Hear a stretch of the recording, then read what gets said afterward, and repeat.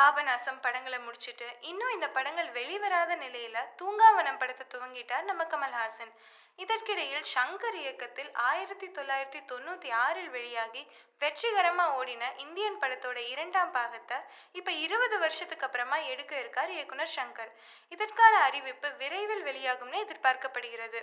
இந்த படத்துல கமல்ஹாசன் தாத்தாவாகவும் அவரோட பேரனா நடிகர் சூர்யா நடிக்க இருப்பதாகவும் தகவல் வெளியாயிருக்கு. ஆனாலும் இதை பத்தி படக்குழுவினரிடமிருந்து எந்த தகவலும் இல்லை. ஷங்கர் இப்போ எந்திரன் 2 எடுக்கும் முயற்சியில இருந்தாலும் இந்தியன் 2 படத்தோட திரைக்கதை பணியில தீவிரமா இறங்கியிருக்காரு. ஷங்கர் இயக்கத்துல முதல்ல வெளிவர இருப்பது இந்தியன் 2வா இல்ல எந்திரன் 2வா என்பது ரசிகர்கள் மத்தியில பெரும் எதிர்பார்ப்பை கிளப்பியிருக்கு.